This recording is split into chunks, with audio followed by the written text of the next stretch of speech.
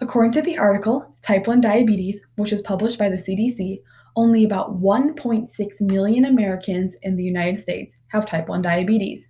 Today, I'll be talking about the causes, symptoms, and treatments for type 1 diabetes. To begin, I'll be discussing the causes. Though there is also type 2 diabetes, which is commonly confused with type 1, these two are far and different from each other. Type 1 diabetes is much more severe and serious compared to type 2 diabetes, which can often be overcome if the patient takes good care of themselves. Type 1 diabetes, however, is lifelong and incurable due to the cause of the disease.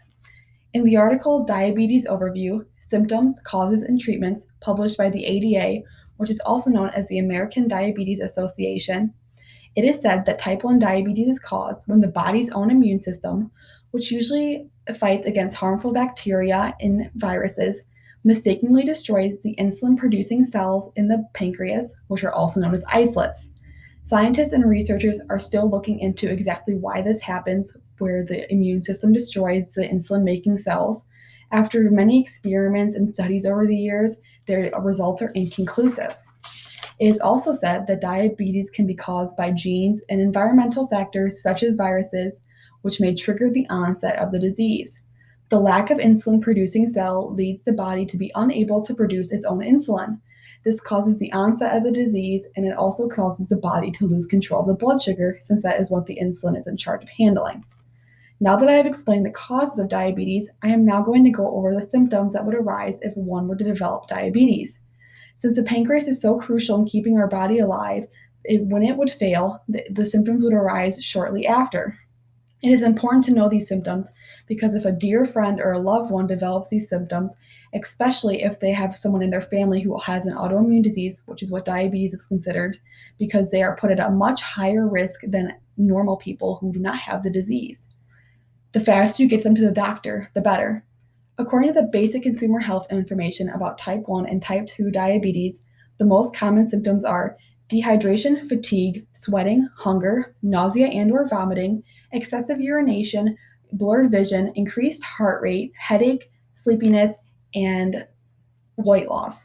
In another article posted by Harvard Health, which is titled Type 1 Diabetes Mellitus, it is noted how important it is to go seek medical attention immediately after these symptoms arrive. If the symptoms and the disease go untreated for an extended period of time, it can lead to many side effects which are life-threatening and dangerous. Some of these side effects include kidney disease, heart disease, stroke, blood pressure, high blood pressure, foot problems such as ulcers, eye disease which can lead to blindness, skin infections, and gum disease. These side effects are permanent and they can often affect how the diabetic will live for the rest of their life. I have just now finished going over the symptoms of type 1 diabetes. Now I will go on to explain possible treatment plans for a newly diagnosed diabetic to take. There are many different kinds which give them many different options and opportunities to figure out what will work best for them on their newfound journey. In the article titled Treatments, which was posted by the JDRF, which is also known as the Juvenile Diabetes Research Foundation, many different forms of treatments are listed for newfound diabetics. A type 1 diabetic must be on insulin. Since it is absolutely necessary to the body, it is something that they must absolutely have. There are many different kinds of insulin, so the patient will have a variety to choose from. This is good because some insurances are very picky about the insulin that they will cover, and sometimes insulin can be very expensive. So this gives them an option, and it also gives them something that would work for their selected insurance company. There are two different ways that a patient can administer their insulin. The first form is injection.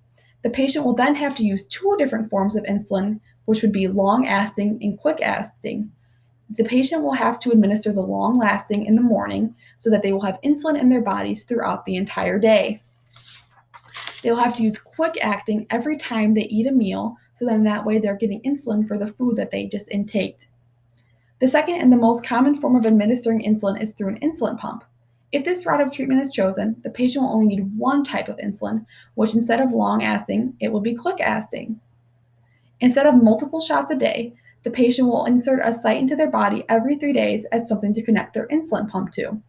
After the pump is programmed with the settings given by the doctor, it will do much of the work for the patient compared to the shots, which the patient had to do most of the work.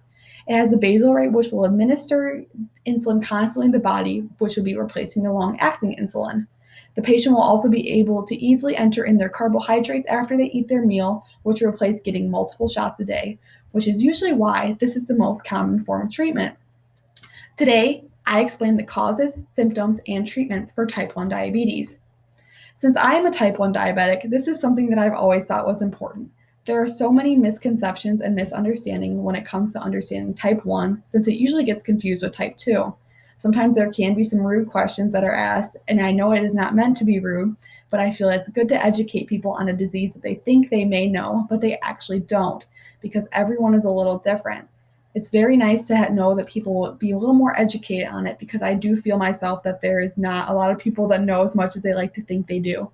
So it was a very nice opportunity for me to use this speech to let everyone know what they should know about insulin diabetes in case someone in their family or someone that they know around them does develop the disease later on in life, and they will know how to better take care of them for the best.